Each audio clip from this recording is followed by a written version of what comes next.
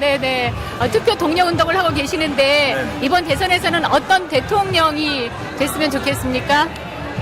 저희 청년들이 정말 힘들잖아요, 우리나라. 그래서 정말 우리 청년들이 정말 주인 될 수 있는, 청년들 목소리를 대변해줄 수 있는 그런 대통령이 됐으면 좋겠고, 그리고 지금 대선이, 조기 대선이 만들어진 게 박근혜 전 대통령 이런 탄핵 전국에서 앞당겨지는 대선이잖아요. 촛불 대선이라고 생각을 하는데, 정말 촛불에서의 그런 민심을 좀 받아들일 수 있는 그런 대통령이 꼭 되었으면 좋겠습니다. 청년들을 위해서는 어떤 공약을 원하시는지요?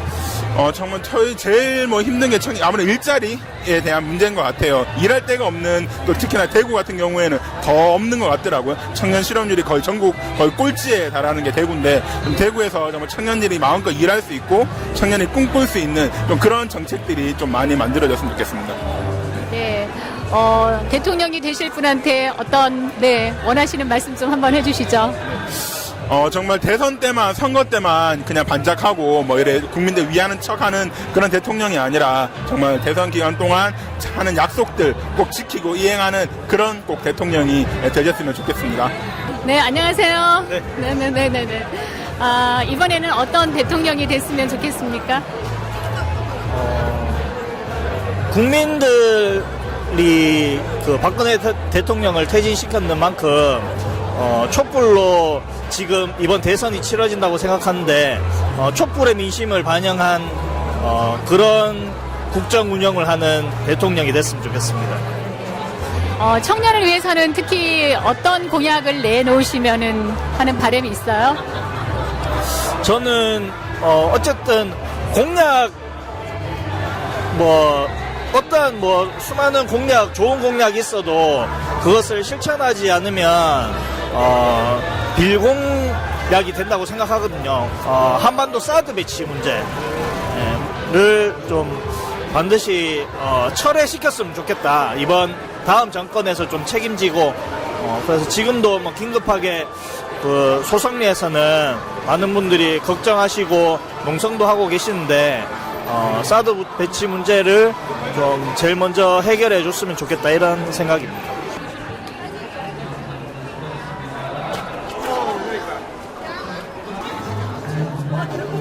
보셨네요. 네. 네네. 이번 대선에서는 어떤 대통령이 됐으면 좋겠습니까? 네, 진짜 사교육이 없는 공교육만으로도 우리 아이들을 잘 교육시킬 수 있는, 그렇게 만들어 주셨으면 좋겠습니다. 그거는 결정하셨습니까? 네, 마음속으로는 결정했습니다. 어떤 기준으로 정하셨어요? 네, 좀 신뢰가 가는 후보자로 결정을 했습니다. 안녕하세요. 네, 안녕하세요. 네네. 이번 대선에서는 어떤 대통령이 되기를 원하십니까? 저는 우선 청년이니까, 네.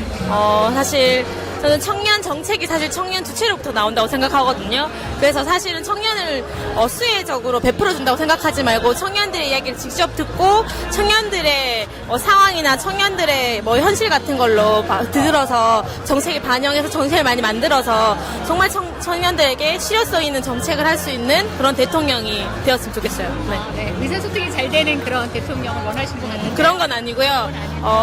청년 주체가 바로 서서 청년들이 진짜 정책을 잘 할 수 있도록 청년들이 사실 이 사회가 청년들이 굉장히 문제가 심각한데 그런 문제를 청년들 스스로가 해결할 수 있도록 하는 그런 대통령이었으면 좋겠습니다. 네네네. 네. 공약이라고 하면 노동 정책 중에서는 사실 정말 지금 일자리 질이 너무 떨어진다는 많이 들어요, 청년들의. 근데 사실은 청년들이 일자리가 없어서 실업 상태에 빠지는 게 아니고 사실은 일자리가 질이 낮아서 빠지는 거잖아요. 그 때문에 고용 창출도 중요하지만 정말 일자리 질을 많이 개선하고 노동시간 단축한다든지 아니면 최저임금 올린다든지 이런 등의 좀 모든 청년들이 그런 근로조건 혜택을 받을 수 있도록 그런 정책들이 좀 펼쳐졌으면 좋겠습니다. 네. 네, 안녕하세요. 안녕하세요. 네, 이제 가족이시죠? 네. 아주 단란해 보이고 좋습니다. 감사합니다. 네. 이번 대선에서는 어떤 대통령이 되시기를 바라고 있습니까? 일단은 기존에 있던 정치 같은 게 아니라 지금 있는 문제들에 대해서 명확한 해법을 가지고 나올 수 있는 리더십 있는 대통령이 됐으면 좋겠고요. 그리고 정말 후보들이 내놓는 공약에 대해서 잘 지켜줬으면 좋겠습니다. 예, 젊은 엄마께서는 아기를 위해서 예, 대통령 후보들께서 어떤 공약을 내놨으면 좋겠습니까? 아빠가 대신하시죠, 그러면? 지금 유치원 공약에 관심이 좀 많은데요. 아무래도 사립보다는 지금 이제 저희 애기들 공립쪽 유치원들이 좀 많이 늘어서 애들 키우는데 부담 없이 그렇게 할 수 있는 환경이 많이 조성됐으면 좋겠습니다. 안녕하세요. 안녕하세요. 네, 대선이 얼마 남지 않았는데 네. 혹시 후보는 이제 정하셨나요? 후보 지금 저도 고민 중이에요. 아, 네. 그러면 이번에 후보를 정하실 때는 어떤 기준으로 선택하실 예정이에요? 일단 제가 군입대를 앞두고 있기 때문에 군에 대한 그런 공약을 이제 되게 많더라고요. 네, 그거에 대한 뽑으려고 지금 생각 중입니다. 아, 그렇군요. 네. 네, 그리고 또 뭐 후보들에게 하시고 싶은 말씀이 있으면 좀 전해주시죠. 일단 좀 아무래도 지금 직업상 뭘 파는 일을 하다 보니까 경제에 관한 걸 조금 개선시켜 주셨으면 합니다. 지금 왜냐하면은 이제 저뿐만이 아니라 다른 사람들 모두도 지금 좀 돈 벌려고 되게 힘들어하고 있어요. 돈 버는 거에 대해서 그걸 좀 개선시켜 줬으면 하는 바람입니다. 지금 어떤 행사 중이신 것 같은데 네, 예, 어떤 행사죠? 저도 여기 봉사활동 참여를 왔는데 오늘 행사 내용은 4월달이 장애인의 달이지 않습니까? 그래서 우리 시민들 장애인 인식 개선 캠페인을 지금 하고 있습니다. 아, 네. 그러면 장애인들을 위해서 이번에 대선 후보들께서 어떤 공약을 내놨으면 하시는지요? 지금 글쎄요, 지금 제가 알기로는 장애인들 그 입장에서는 아마 3가지를 요구하는 걸로 제가 알고 있거든요. 하나는 그 장애인 등급제 폐지, 그 다음에 2번째는 지금 대부분이 이제 장애인들을 계시는 곳이 시설에 계시지 않습니까? 그 시설에 계시기 때문에 이 시설을 폐지하는 것들. 일단은 우선은 지금 많이 우리 그 사회에서 장애인에 대한 인식들이 많이 부족한 것 같습니다. 그래서 우선은 장애인에 대한 인식들을 개선하는 그런 노력들이 필요할 거고요. 그 다음에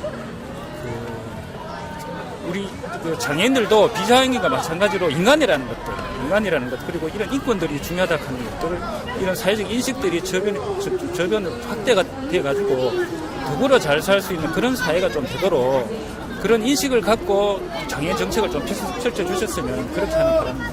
그리고 이제 장애인뿐만 아니라 또 이렇게 전반적으로 이런 대통령이 되었으면 좋겠다 이런 바람이 있으신지요? 제일 중요한 건 그런 거겠죠.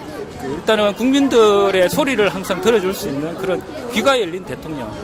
그게 가장 중요할 것 같습니다. 그리고 귀를 기울이면은 아마 어떻게 해야 될지 그런 정책들도 아마 길이 보일 것 같습니다. 항상 귀를 기울여 주시고 마음을 열어 주시고 항상 국민들 중심으로 그렇게 정책을 펴주셨으면 그런 바람입니다.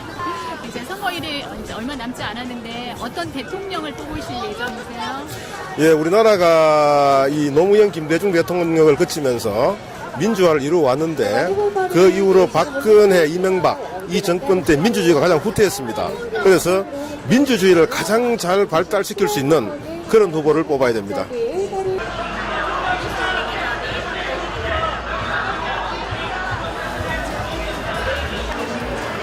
넘버원 문재인